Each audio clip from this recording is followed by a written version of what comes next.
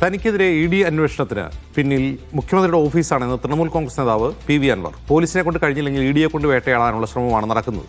നിയമസഭാ തെരഞ്ഞെടുപ്പിൽ മത്സരിക്കുന്നത് ഇല്ലാതാക്കാനാണ് നീക്കമെന്നും പി വി അൻവർ ആരോപിച്ചു. മീഡിയ വൺ പോഡ്കാസ്റ്റിലായിരുന്നു അൻവറിന്റെ പ്രതികരണം. പിണറായിയും കുടുംബത്തെയും രക്ഷിക്കാനാണ് CPM BJPയുമായി സന്ധിയുണ്ടാക്കുന്നത്. മുഹമ്മദ് റിയാസ് അമിതാധികാരം പ്രകടിപ്പിക്കുന്ന മന്ത്രിയാണെന്നും വെള്ളാപ്പള്ളി വിഷയത്തിലും പോലീസ് അതിക്രമങ്ങളിലും റിയാസിന്റെ നിലപാടില്ലെന്നും അൻവർ ആരോപിച്ചു.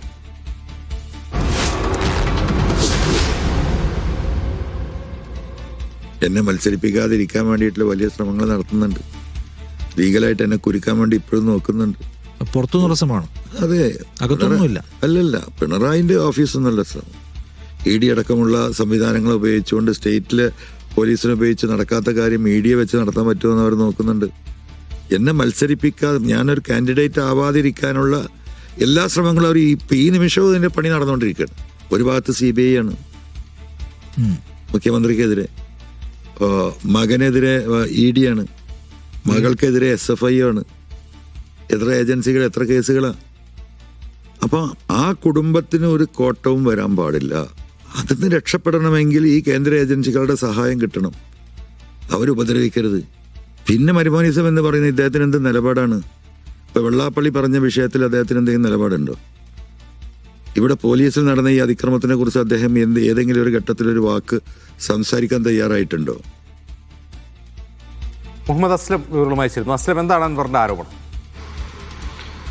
പി വി അൻവർ നമ്മുടെ പോഡ്കാസ്റ്റിൽ ഉന്നയിക്കുന്ന പ്രധാനപ്പെട്ട കാര്യം, ഇപ്പോൾ സമീപകാലത്തിൽ അദ്ദേഹത്തിനെതിരെ ED അന്വേഷണം വന്നിരുന്നു. അതിന്റെ വീടുകളൊക്കെ റെയ്ഡ് നടത്തുകയും പലതവണ ചോദ്യം ചെയ്യുകയും ചെയ്തു. ഈ ഇത്തരമുള്ളൊരു ED അന്വേഷണത്തിന് പിന്നിൽ മുഖ്യമന്ത്രിയുടെ ഓഫീസാണെന്ന ആരോപണം ഉന്നയിക്കുകയാണ് പി വി അൻവർ ചെയ്യുന്നത്. കാരണം താൻ പിണറായിക്കെതിരെ പോരാടാം എന്ന് പറഞ്ഞുകൊണ്ട് രംഗത്തിറങ്ങിയ ആളാണ്. അതുകൊണ്ട് തന്നെ താൻ മത്സരിക്കാൻ കൂടി തീരുമാനിച്ച സാഹചര്യം, ബേപ്പൂരിൽ കൂടി മത്സരിക്കാനുള്ള ധാരണ കൂടി ആയ സാഹചര്യത്തിൽ മത്സരിപ്പിക്കാതിരിക്കാനുള്ള ശ്രമം നടത്തുകയാണ്. പോലീസിനെ കൊണ്ട് കഴിഞ്ഞില്ലെങ്കിൽ EDയെ കൊണ്ട് ചെയ്യിപ്പിക്കാൻ കഴിയുമെന്നുള്ളതാണ് മുഖ്യമന്ത്രിയുടെ ഓഫീസ് ശ്രമിക്കുന്നത്. അതിനുവേണ്ടിയിട്ട് അവസാനഘട്ട ശ്രമങ്ങൾ നടക്കുകയാണ്. തന്നെ അയോഗ്യനാക്കാൻ, ഏതെങ്കിലും അർത്ഥത്തിൽ തന്നെ ഏതെങ്കിലും കേസുകളിൽ പ്രതി ചേർത്തുകൊണ്ട് ശിക്ഷ നൽകിക്കൊണ്ട് തന്നെ മത്സരത്തിൽ നിന്ന് അയോഗ്യനാക്കാനുള്ള ശ്രമം നടത്തുന്നു. അതിന് പിന്നിൽ ഇപ്പോൾ നടക്കുന്ന ED അന്വേഷണത്തിന് പിന്നിലും മുഖ്യമന്ത്രിയുടെ ഓഫീസാണെന്ന് കൂടി പറയുന്നുണ്ട്. അദ്ദേഹം പോഡ്കാസ്റ്റിൽ മറ്റ് ഭൂമി സംബന്ധിച്ചമായ കേസുകൾ കാരണം ഭൂമി ഇട്ട് ഇറക്കാൻ ഭൂമി വിൽക്കാനോ മറ്റൊന്നും കഴിയാത്ത രീതിയിൽ സാമ്പത്തികമായി തന്നെ വരാണ്ട് കുടുക്കിയിട്ടുണ്ട്. അതോടൊപ്പം തന്നെ നിയമപരമായി തന്നെ കേസിലൂടെ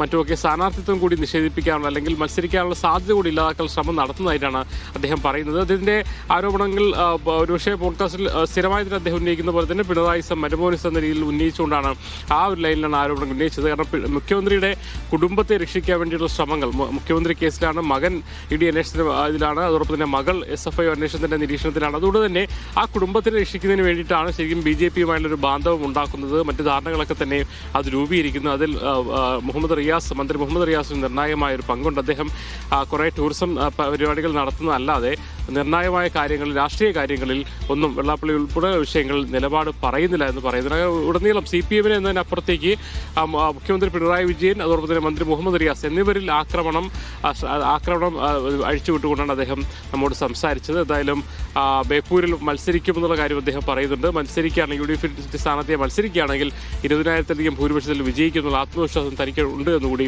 അദ്ദേഹം പറഞ്ഞു വെക്കുന്നു. നിലമ്പൂർ തെരഞ്ഞെടുപ്പുമായി ബന്ധപ്പെട്ട കാര്യങ്ങൾ, അതിനുശേഷമുണ്ടായ VD സതീശനുമായി അനുരഞ്ജനത്തിലായത്, VD സതീശന് ആത്മാർത്ഥമുള്ള നേതാവാണ് തുടങ്ങിയുള്ള കാര്യങ്ങളൊക്കെ തന്നെ അദ്ദേഹം പറയുന്നുണ്ട്. എന്തായാലും ബേപ്പൂർ ഉന്നം വെച്ചുകൊണ്ട് അതുമായി ബന്ധപ്പെട്ട കാര്യങ്ങൾ, അതോടൊപ്പം തന്നെ മുഖ്യമന്ത്രി പിണറായി വിജയനെതിരെയും മന്ത്രി മുഹമ്മദ് റിയാസിനെതിരെ ആക്രമണം, അത്രയും കാര്യങ്ങളാണ് അദ്ദേഹം ആ പോഡ്കാസ്റ്റിൽ ഊന്നി പറഞ്ഞത്.